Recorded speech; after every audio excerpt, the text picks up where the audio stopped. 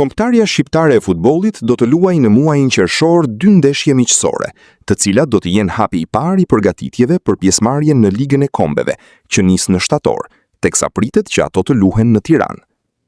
Në bashkëbisedimin e sotëm me mediat, presidenti i FSHF-s, Armand Duka, ka zbuluar se emrat që do të luajnë ndaj Shqipërisë janë skuadra të cilat nuk kanë arritur të sigurojnë biletën në botëror, duke përmendur një që është shumë pranë akordit, si dhe 2 të tjera me të cilat po bëhet bisedime për datën tjetër. Miqësoret e qershorit? E para është me Luksemburgun në Tiranë, por nuk e kemi firmosur ende marrëveshjen me të. Pastaj jemi në diskutime me shumë ekipe për ndeshjen tjetër, po në Tiranë mund të jetë Kili, Danimarka dhe ndonjë skuadër tjetër. Italia jo, as nuk kemi biseduar me Italinë. Këto janë ata që po diskutojmë. Nuk kemi biseduar për një miqësore me Kosovën, shpjegoi Duka.